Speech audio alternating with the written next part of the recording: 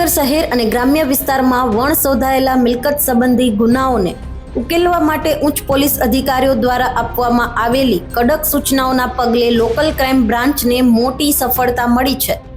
Range IG Shri Gautam Parmar અને police અધિક્ષક શ્રી નિતેશ પાંડેના માર્ગદર્શન હેઠળ એલસીબી દ્વારા એક મોટી ચોરીનો ભેદ ઉકેલી નાખવામાં આવ્યો છે।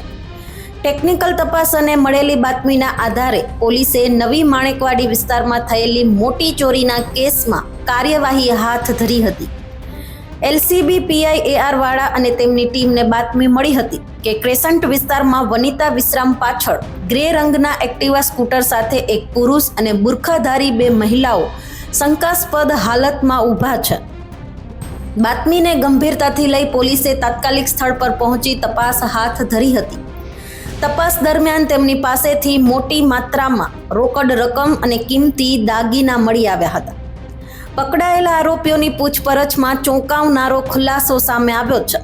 પકડાયેલી મહિલા આરોપી આયશાબેન અને રૂક્ષારબેન અગાઉ નવી માણેકવાડીમાં આવેલી ઇનાયા બિલ્ડિંગમાં રહેતા આસિફભાઈ ફતાણીના ઘરે કામ કરવા જતી હતી।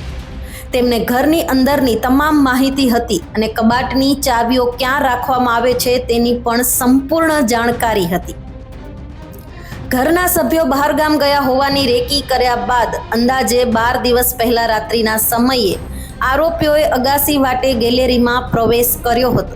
સ્લાઇડિંગ બારી ખોલી તેમણે ઘરમાં પ્રવેશ કરી મોટી ચોરીને અંજામ આપ્યો હતો। ફિલહાલ એલસીબી દ્વારા તમામ આરોપીઓની વધુ પૂછપરછ હાથ ધરવામાં આવી છે અને આ ટોળકી દ્વારા અન્ય ચોરીના ગુનાઓ પણ આચરવામાં આવ્યા હોવાની દિશામાં વધુ તપાસ ચાલી રહી છે।